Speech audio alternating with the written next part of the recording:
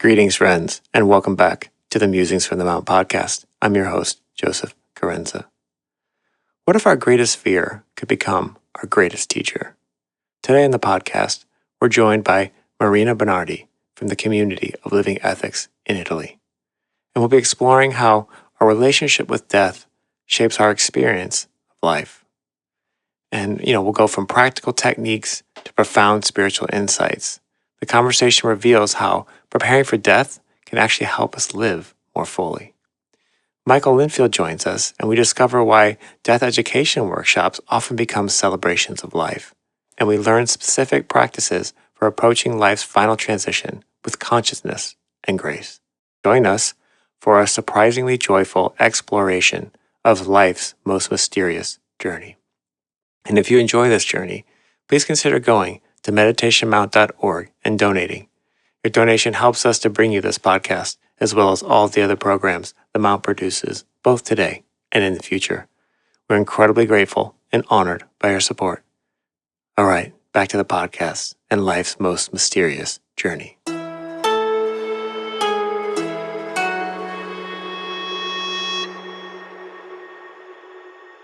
So this week on the podcast, we have a very special guest, Marina Bernardi. She's joining us from the community of Living Ethics in Italy. And I have Michael Lindfield here, as always. Hi, Michael. Hi, Joey. And today's a continuation of the death and dying. It's maybe it's going to turn into a series, but we're not sure. But we just felt that there was quite a bit more to talk about. So if we could, one of the interesting things about the community of Living Ethics and Meditation Mount is that we are sister organizations to some degree, and maybe either Michael, Marina, maybe you could give us a little bit of background of your organization and how it came to be and its relationship to Meditation Mount before we get started. Maybe introduce yourself a little bit and what you do over there in your school, and just kind of introduce yourself to the people here at Meditation Mount. Yeah, with pleasure. So both Meditation Mount and the community of Living Ethics are connected with Roberto Assagioli and his work.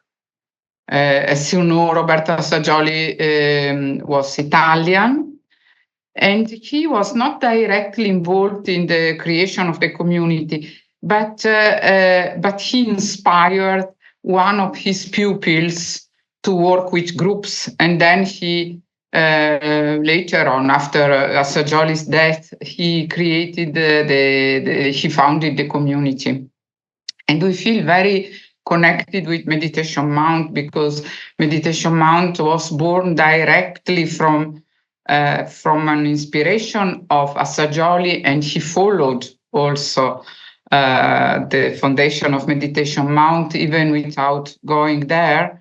But it's a kind of creature which comes from his thought and his heart. And so we always consider the Meditation Mount and the community of Living Ethics like two sisters, two centers, sisters or brothers, but I don't know why it comes to me in the feminine. Like sisters, centers, and we do a different work, slightly different, but there is in common the attention and the attention given to creative meditation as a process through which we can create life in all of its manifestations, innerly inside each of us and in our environment and in the world. And therefore we have in common this very important point, besides the laws and principles. The three laws and the principles are the same, cultivated in the community, and a general vision of life. Then as organization, as kind of activities, they are slightly different because the community has both. One aspect are the schools We have about 10, 11 schools which function, and they through the schools, the community teaches about themes of, of a new vision of life, like meditation, psychoenergetics, psychosynthesis, group focalization, and seven rays, and several others. And another aspect of the community is the living together as a group, creating a communitarian life where we can share the experience of life, and especially of working as a group. Group work, group endeavor, group cooperation. So therefore, the community has these two aspects mainly. Well, Meditation Mount has the wonderful garden with a lot of visitors. So, yeah, we do. Can you tell us a little bit about specifically what the School of Death and Dying, and how did that come about, and what's your role within that? Yeah, this school was born many years ago. After a few years after the community was founded, therefore the community was founded in 81, and therefore I believe 84, 85 seminars began. The founder began to offer seminars about death, and something curious happened, that there was always a waiting list, and there were several people who repeated the seminar more times. And in these seminars, consider that it was in the 80s, no? Therefore, it was not like now. Now, this theme is more spread. Now we hear more about it. But at that time was really mysterious, speaking about death. And people came out from these seminars. The result in people was to change completely their relationship with life. If you face directly death and the fear of dying, then your relationship with life, with your life, changes.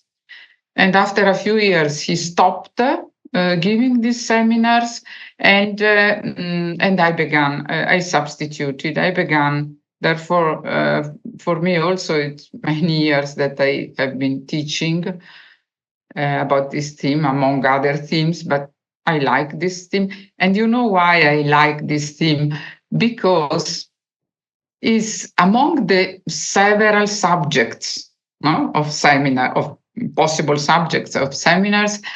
In these seminars, the people become very alive, very joyful.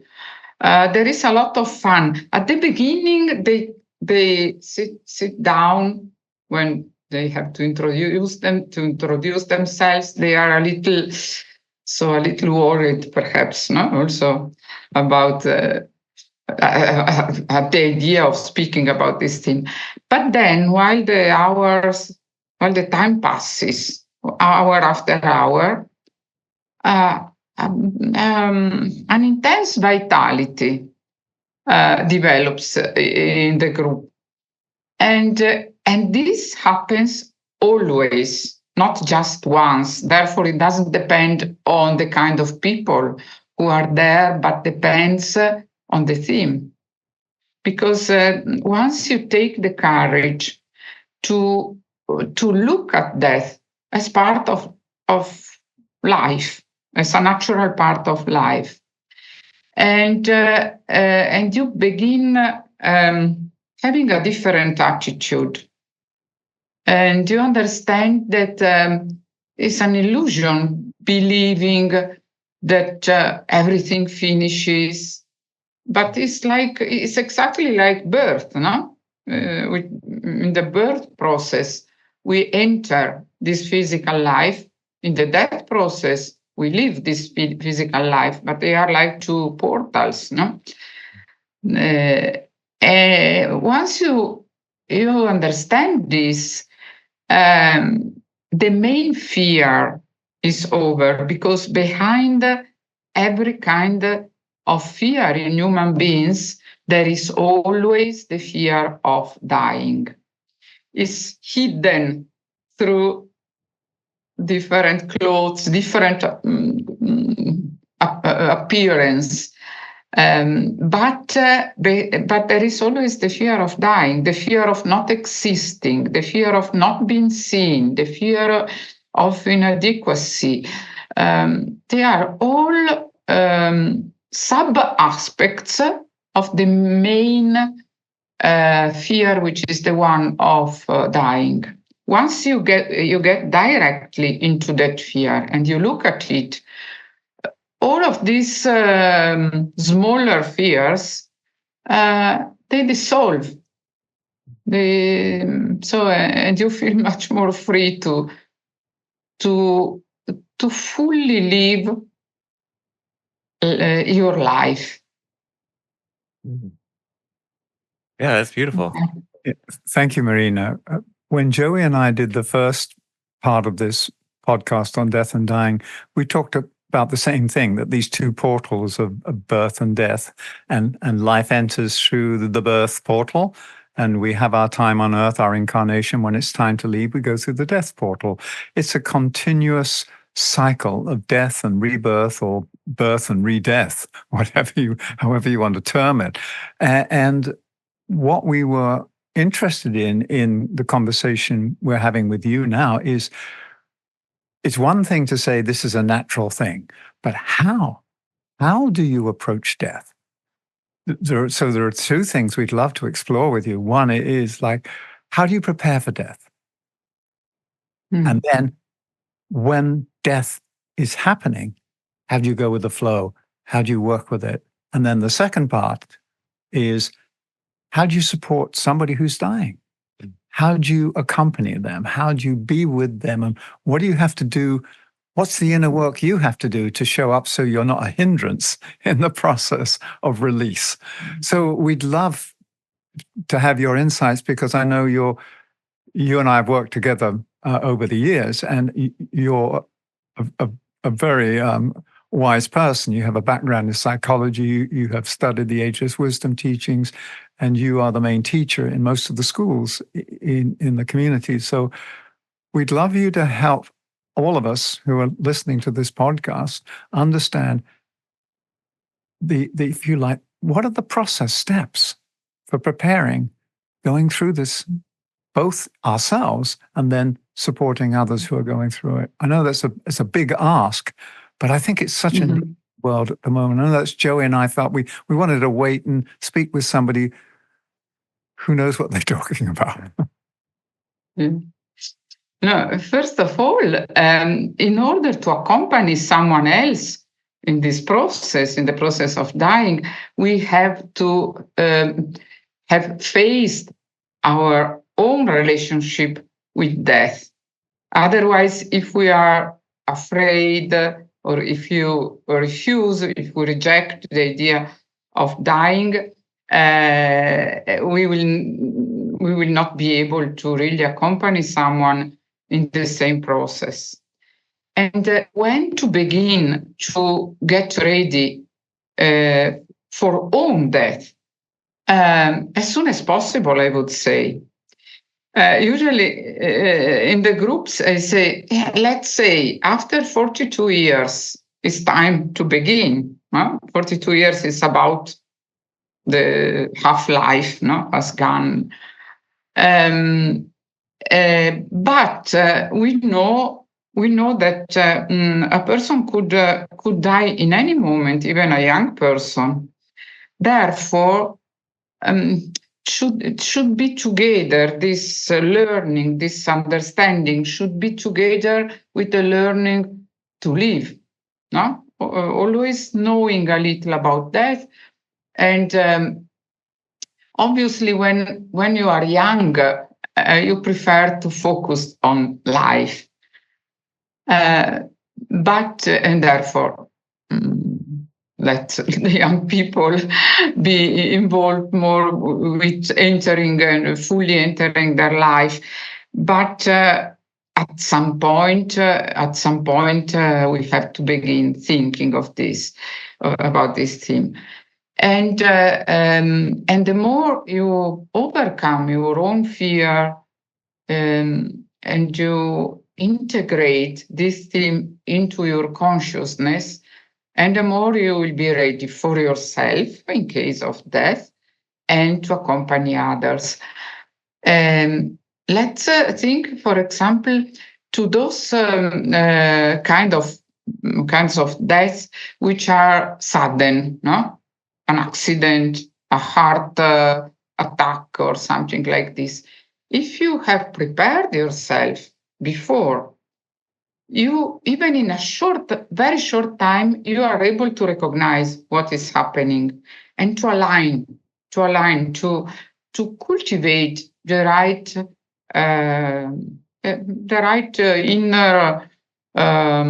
inner attitude. But if you are not ready, you can be invaded by such a fear that the passage is not quiet, and you cannot honor that passage. Therefore, most people say, or many people, they say, I would like to not to suffer. I would like to have a fast death. I would say I would prefer to have at least a time, perhaps not too long, but a certain time to get ready. And therefore, this is important, because the moment of death has to be honored, has to be a celebration, because it's the completion of a life. And therefore, it's the moment in which we can really harvest the best fruits of our life. Also, doing a synthesis of how our life was, what the gains are, what did we achieve in terms of qualities, understandings, capabilities, skills, whatever. Because the more we are aware of this, and the more we can bring all of this with us. Because the consciousness, we know, no, the consciousness is eternal. It's not something that finishes with the end of the physical body. And therefore, in our consciousness, all the good fruits of a life is there, can be brought with us. And but this depends at some extent also on the quality of death. If it's quiet and accepted, and at least aware, no, being aware that we are dying, and this makes a big difference for what we can take with us, we can take in our consciousness. Yeah, is that the whole concept behind the idea of conscious dying? Of like, it's more about the preparation so that you're ready in that moment. Yes, you have to be ready in that moment. Requires that you already did your preparation. Therefore, it's a theme that cannot be avoided. It's one of the major themes of self-awareness, self-growth. Cannot be put aside. Has to be included. Right. Because if you are sufficiently prepared, then it will be much, much easier. And not much easier only for yourself in case of your own death, but for example, in case of the death of a dear one, family or friend or so, if there is even just one person in the family environment who is ready, who is aware, no, about this thing, this person in that moment becomes the focal point like the focalizer, no? For the whole family. I have seen it many, many times. I got witnesses from people who have dedicated time and studying and reflection to this theme, and they said it made a difference, the fact that I was ready for the whole family, because in a moment of disorientation in every family, when someone dies, there is a disorientation, there is pain, there is the big theme of detachment and letting go the one who is dying. And if there is even just one person who is self-standing, like stable and serene and focused on what is really happening, this person becomes like a beacon of light for the whole family, and everybody in the family entrusts to the person. And therefore, yes, it's the quality. Being prepared is useful for ourselves in case of our own death, for the death of those whom we are called to accompany, but also for the whole environment, for the whole family, for all those who are around the dying one. Thank you, Marina. It reminds me of hospice workers I've been around. The hospice workers come into a family and they make sure that there is completion. I remember when my father-in-law or my mother-in-law first died, the hospice worker was very clear to the children, you have to make peace. You have to come to terms not just with the death, but if there's unresolved things, clear it up now while they're still conscious, while you can still have a completion. So I know that your school is not just about saying, oh, death is a natural thing. You actually have techniques. There are certain stages. Yes. And Joey and I talked about last time, there are different traditions, whether it's the Buddhist tradition of going through the 49 days of the Bardo, or whether it's whatever indigenous practice that's been held around the world for thousands and thousands of years. There's always an honoring in this. So it would be very useful if you could give us maybe an overview of the technique. So what exactly is it? For instance, okay, take us through dying. Yeah, the techniques, they are divided into those attitudes before the moment of death and attitudes and what we can do and the actions we can take after the death.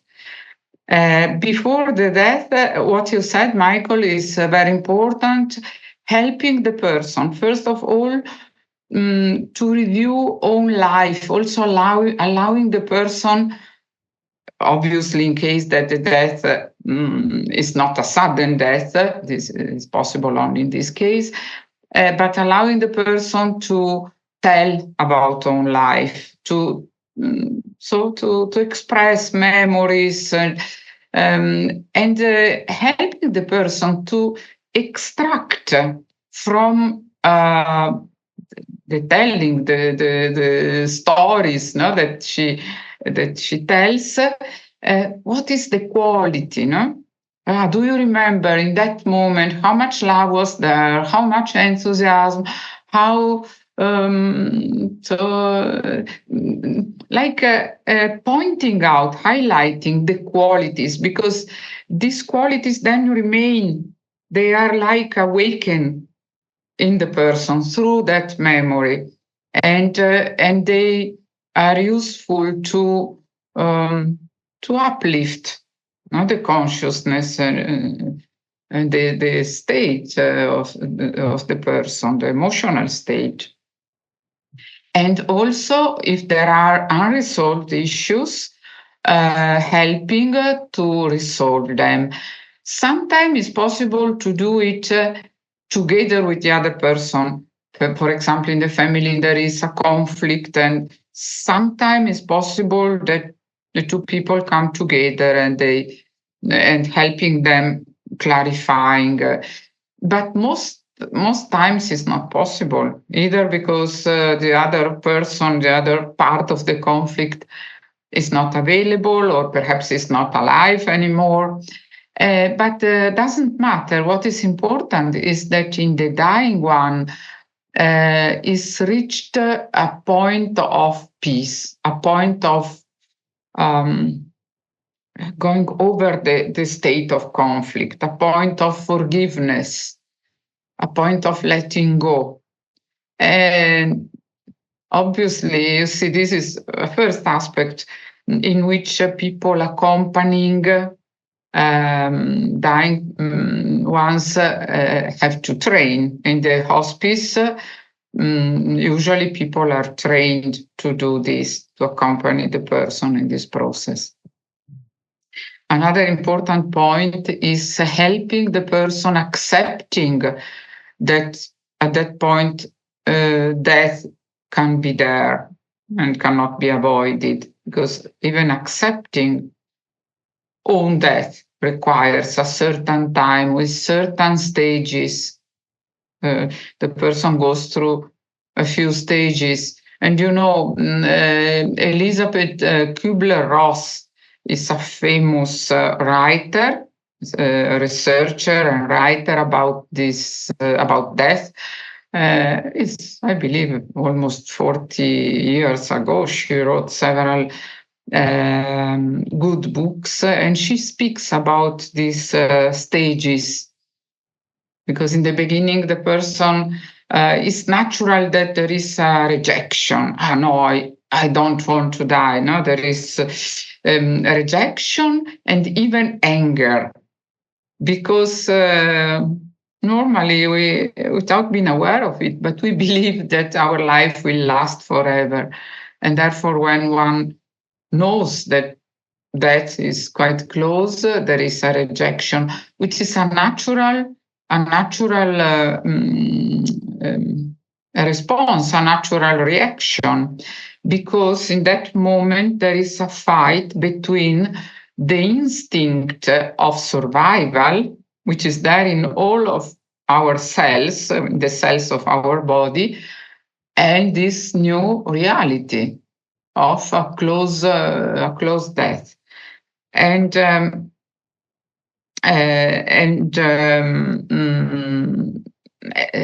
Yes, and therefore this anger, this refusal has to be accepted, not repressed, allowing the person to express it. After it has been expressed, other stages follow one to the other, till, in the best case, till the person arrives to fully accept on death, but passes through anger, then depression, and they are quite the same. They are quite the same among people. Perhaps there are a difference in the intensity of each of them, or in the way of expressing it, because all of us, each of us is different. But in any case, this sequence of stages is similar in all of us. Therefore, there is a kind of physiological, psychophysiological process we go through. And for example, it's important to know that the last sensation, the organs of sensation, the last one to dissolve is hearing. Therefore, it's important to speak in the ears of the person till the last moment. To speak in a sweet and loving way,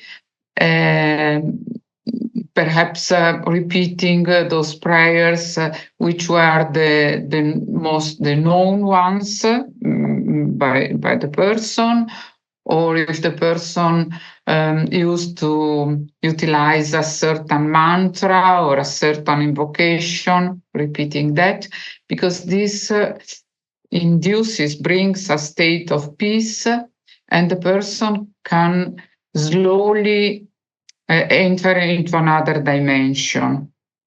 And in any case, also repeating words of gratitude, expressing the best we received by that person.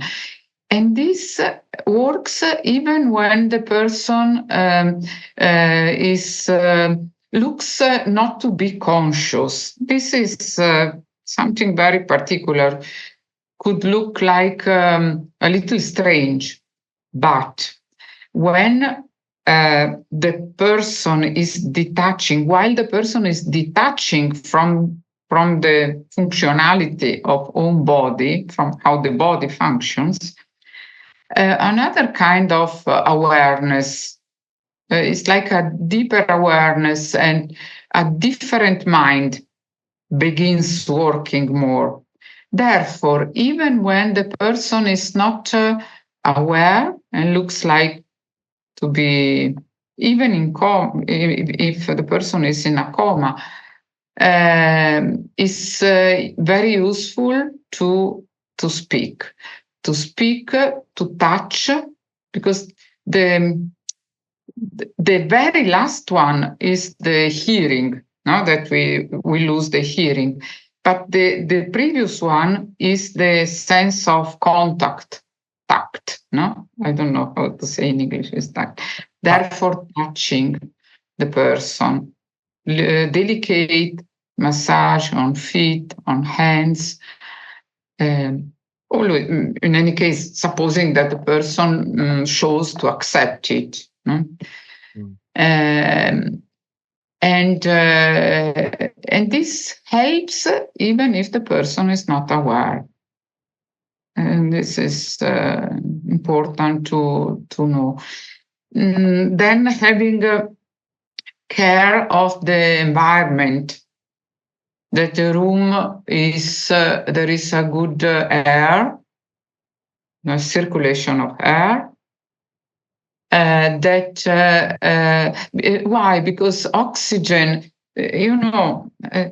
our awareness is helped by oxygen. Helps in any burning process, and that is a kind of burning because we let go something, and therefore symbolically it's a burning. And having a quiet environment, which not strong light, but a light which is a little suffused, and with music, not rock music, but sweet music. If the person liked a particular music, but has to be music which helps the highest chakras, not a music which is strong, which connects the person with the lower chakras.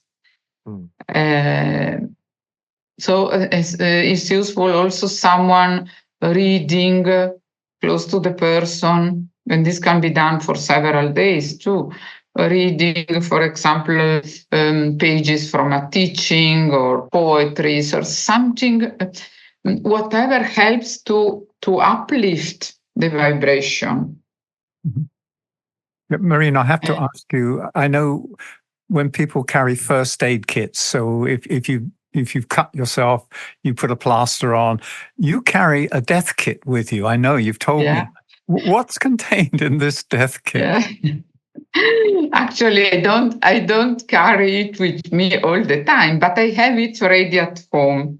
When I understood that there are a few things which are important, I thought, if someone would be there about to die, we don't have time or energy to go around and to buy this and that. Let me prepare one. And I have it with me, and my friends know it. And when there are also other people who are close to dying people, they ask me, please, can I borrow your kit? So for joke, I call it death kit.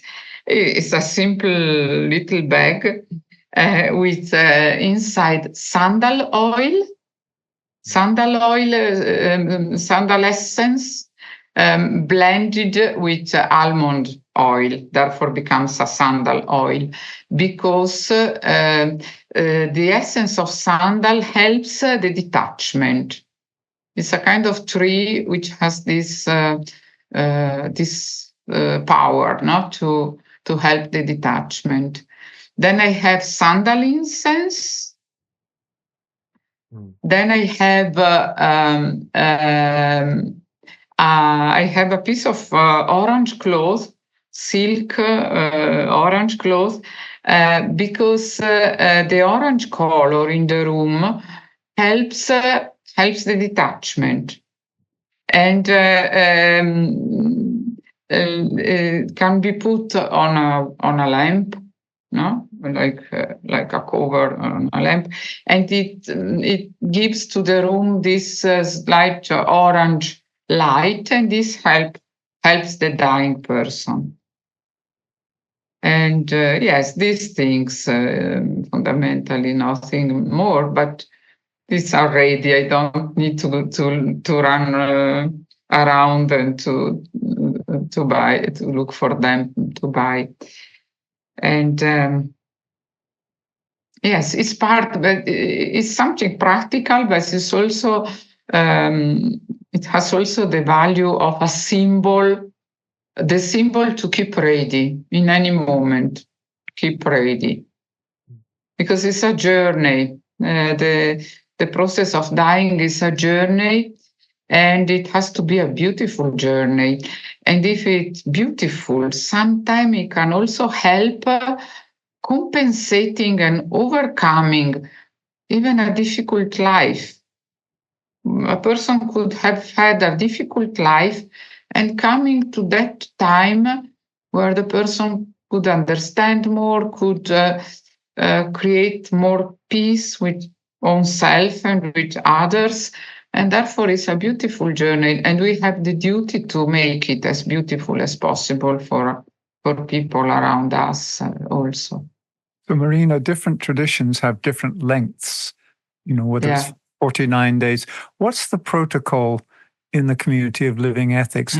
You accompany people, and what actually happens? I'm very interested in this, and I'm sure the listeners are as well. Yeah, in the actually in all the religions, it's said that it's written or said that after that there is a life after death. But among different religions, there are differences about how we imagine this to be this after death. But what all the religions or the spiritual teachings of every culture, of every epoch of human history, speaks about a life which continues. Therefore, it's very difficult to not to accept this, because it's not that is said in the East and not in the West. No, all the religions agree with this. But there is a difference about how we imagine this after death. And the community, as part of the program of this school, we try to create a synthesis among different traditions, taking the common points. And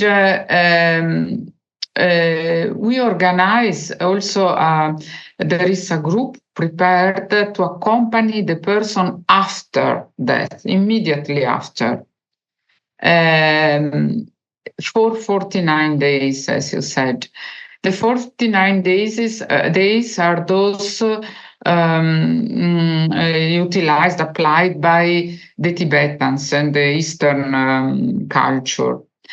is the time needed to the soul to reorient, to detach from Earth, and to really begin on journey with all the experiences after death. After 49 days, we stop doing this meditative accompanying because we suppose that the soul is already sufficiently detached from Earth. And there is a group, as I said, a group of meditators. And anytime someone dies, not only of us, also can be a relative, a friend, they ask the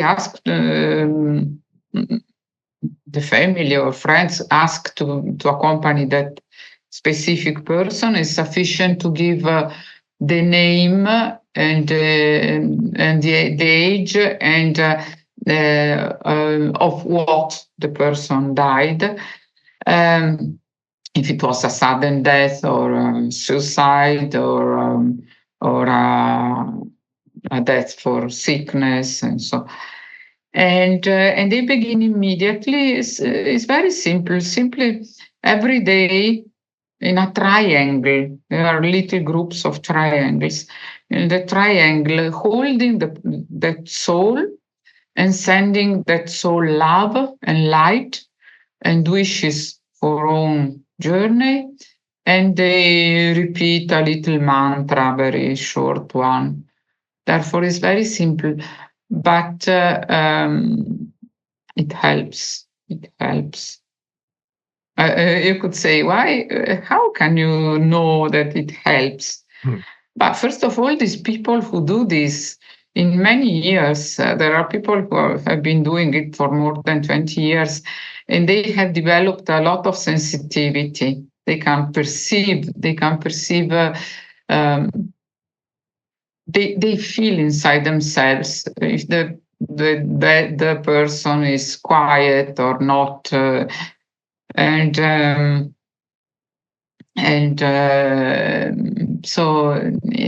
in any case, we know from the traditions too. No, all the religions use different methods for accompanying.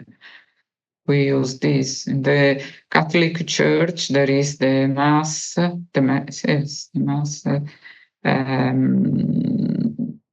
after 30 days and so. But it's much better having this daily accompanying, because the soul could be disoriented. For the soul is entering a completely different state and could be disoriented. Obviously, the philosophical thought we cultivate is the one that life continues. And there are several afterlife, after-death experiences. First of all, the one of reviewing our whole life, all the images, in a very particular way.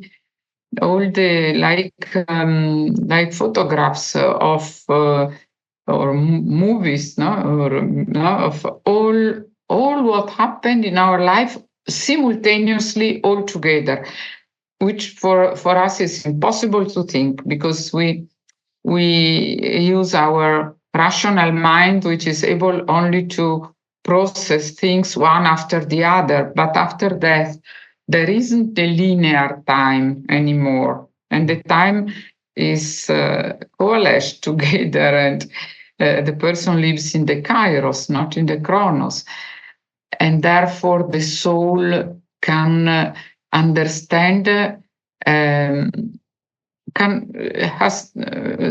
collect the elements to do a synthesis of own life,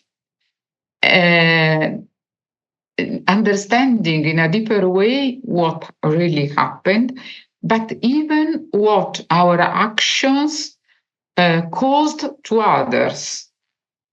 Therefore, it's really a very complete overviewing. And it's done in the light of the soul. Therefore, it's without judging and simply observing in order to understand and to get ready for the after death. Yeah, Marina, knowing what are the themes that we have to continue to work out.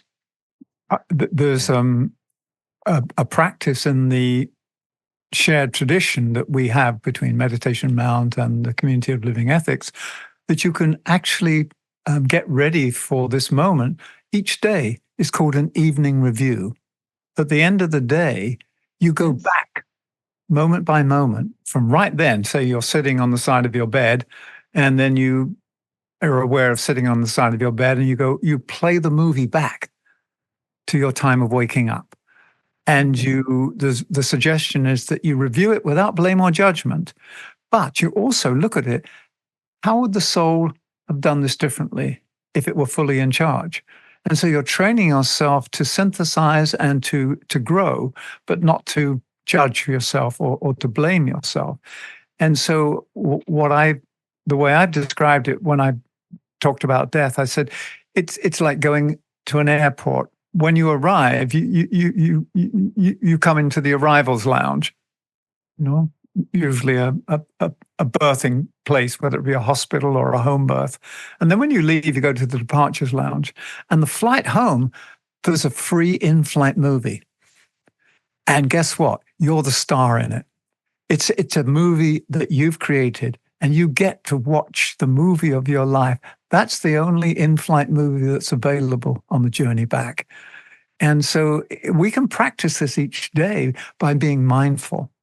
And I'm listening to you, and I'm realizing that it's so simple. And yet when I have fear in my life, it grips me, it freezes me, and everything's impossible. And so how do I come to terms? How do I breathe and say, life is, it cannot be destroyed. Only the forms of expression disappear and reappear.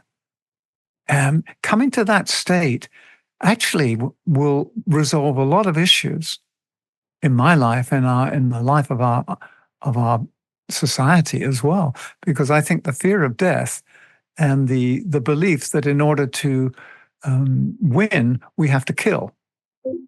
And to take another life rather than we're here to express life, enhance life, not to take life.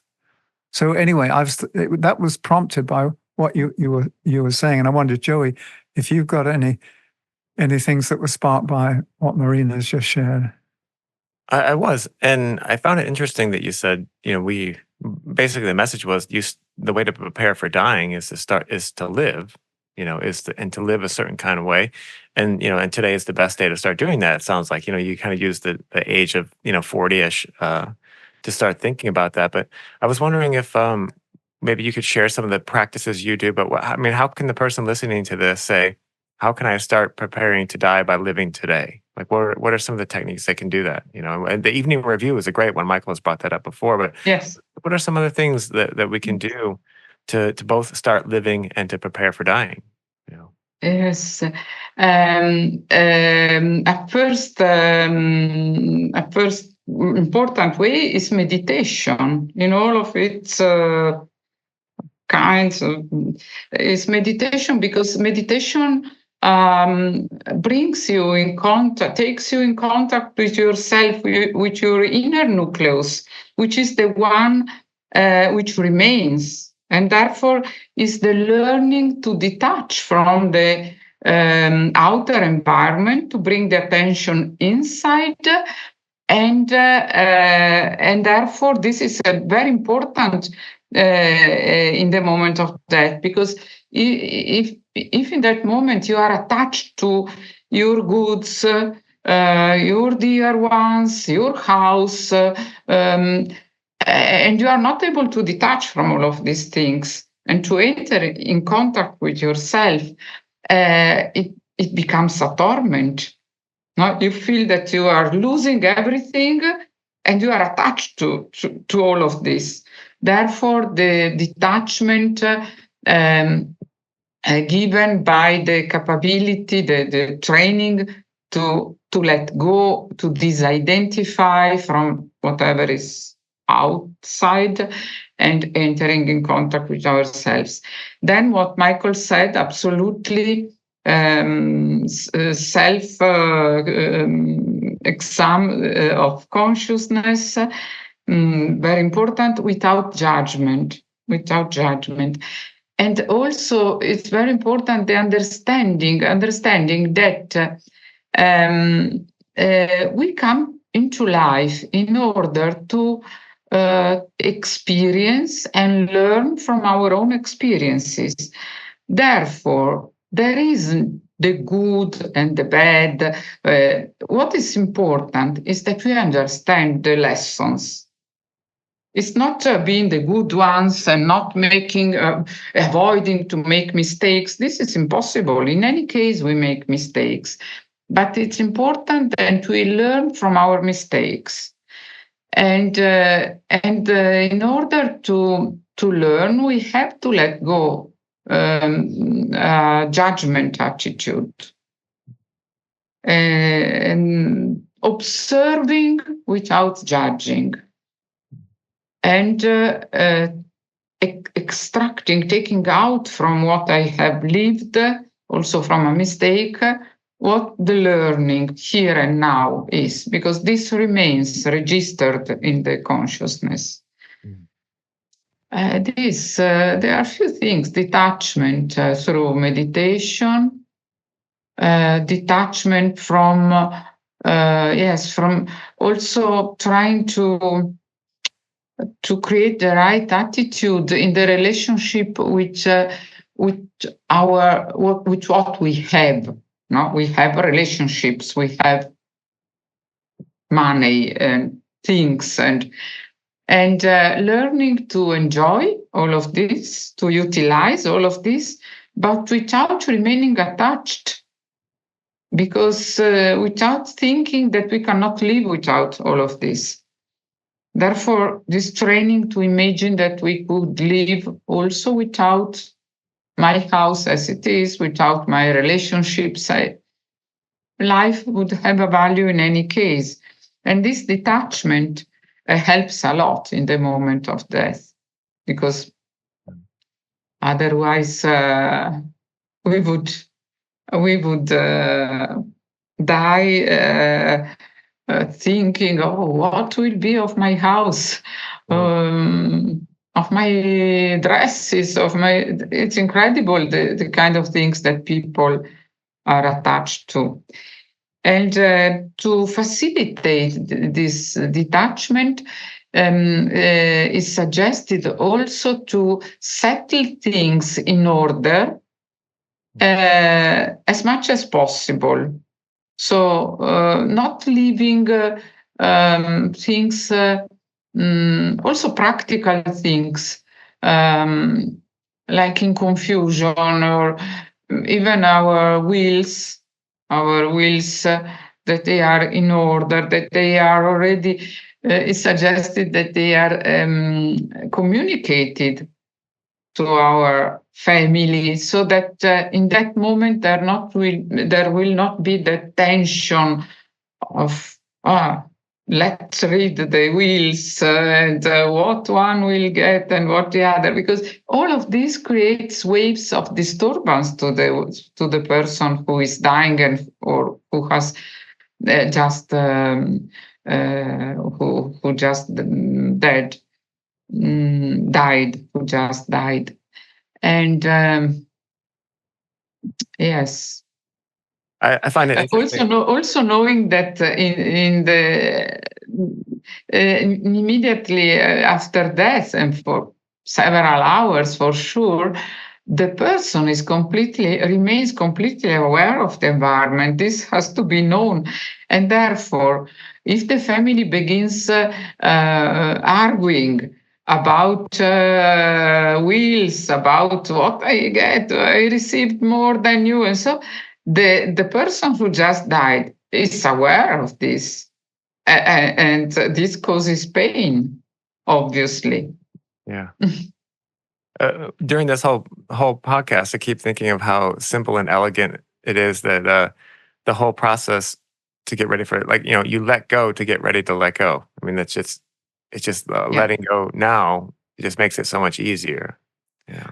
Yes. And what you're letting go of is that which is stopping life from flowing in and flowing through and flowing out. So there is circulation. So the fear of death actually constricts the pipeline. It doesn't allow life to continue to circulate. Mm-hmm. It's removing that resistance, allow the energy to flow. We talked about this last time, Joey. The Tibetan teacher, and Marina is very familiar with this passage, says that the greatest inhibitor to human creativity is the fear of death. Because what we're focused on is not dying. The fact is, we will die. If we were born, we will die. But what continues, as Marina said, is consciousness. And that's something we touched on as well, Joey, about the continuity of consciousness. Yeah. And also, we know that when you leave this body, it doesn't mean that's it. You may have a project that you continue working on in the subtle realms, because your consciousness still has a form. It's a more subtle form. It isn't you are nothing. You're a more subtle something. Right. But down in incarnation, you're actually in the flesh. You're a more substantial something. Is there a way, because this is a generalized, I mean, everyone has this fear of death. Is there a way to look at it as more of as an adventure or the start of something rather than the end of something? Yeah. Yes. An adventure. For me, it can't just be a mental concept. Oh, right, this is how I believe it.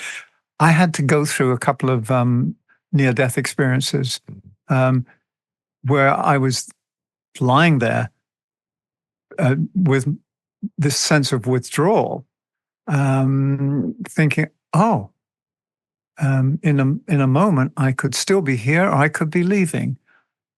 And then going into that immediate practice of letting go, as you just said, Joey, surrender, and then realizing that I wasn't afraid. A lot of my fear comes from what I imagine things to be. I found that when I imagine accidents and helping out an accident and all the blood and all of that, I go, oh God, I can't handle all that, and I'll faint. When I've been in situations where I've needed to act in the moment because I've been there witnessing a car accident or something, I just move into action because it's a natural response. So what I think Marina's talking about and you're talking about is letting go of the fear that stops us from naturally responding to life, whether it's being born or whether it's dying. Life continues. How do we allow life to continue through us? And so I'm not sure, Marina, what can you add from your experience? What I said, letting go in order to let go, no? Yes, but letting go while fully enjoying. This is important because we can really let go once we have enjoyed. And in the moment of death, we will be able to feel much better. It will be much easier if we have fully lived our life. Therefore, is enjoying everything without remaining attached to anything. This is the point, not avoiding to enjoy in order, because otherwise there is another fear, not the fear of attaching, and therefore I avoid having this, having that. No, we can have everything and we can enjoy everything, but at the same time being available to let go. And this helps. People who die better are those who have fully lived, because they don't have regrets. That's the key to everything, isn't it? I was thinking the same thing. I was thinking of an old Edith Piaf, je ne regrette rien. I don't regret anything. It's the regrets hold you back. Well, I could have done this. I should have done this. What Maria's saying is live your life fully and live your death fully. and live your continuing life fully. It's like to be fully engaged, because life is full on. So you might as well be fully engaged. Yeah. I mean, whose life is it anyway? That's right. That's right. Wow, that was really and beautiful, and I really appreciate everything that you shared.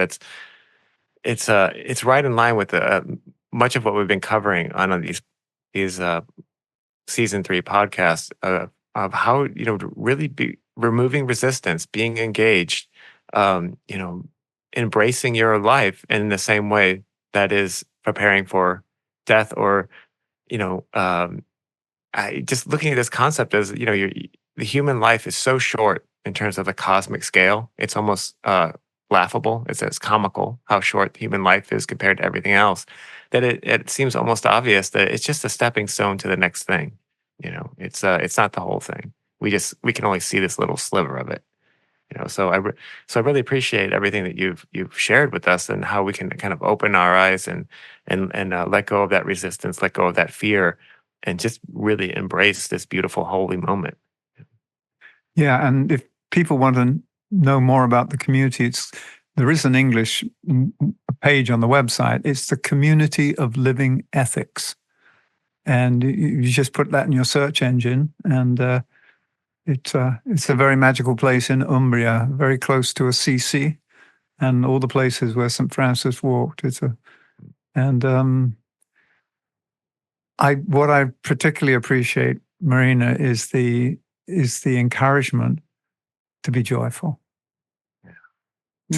to live a joyful life, because the old training in the monasteries was denial, and to not engage, not to be tempted by the devil. And what we're saying is, we can use matter, we can use everything, as long as we're not attached to it, and it doesn't become something that binds us to earth, but it allows us to express life and enjoy life, experience life.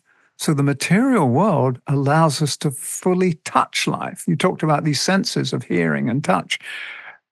We have these senses for a reason, to have a full sensory experience of what life means. And then, as we know from disidentification, I have an image of myself, but I'm not that image of myself. I am that I am. And so it's both being fully engaged in life while being fully detached, being in the world, but not of it, as the Bible says. So do you have any closing comments, Marina? Yes, I wish everybody to think of that, to reflect, to study, to read, in order to get ready, because we have to live the moment of completion of our life in the best way possible. If we honor the moment of birth, when we come to life, has to be honored even more the moment in which we live. And I see the moment of death like a celebration, and a celebration of life, of the one life, which is done with moments of birth and moments of death, and therefore, when I look at my possible death, I like thinking in this way. I would like it to be a moment of the joy of completion. Yeah. All right, that's a beautiful way to wrap this up. So we really, really appreciate you sharing with us and being with us. We hope to see you again, maybe on a future episode. That'd be amazing. So, well, there's so much more that Marina has to offer, but this was particularly timely. Yeah.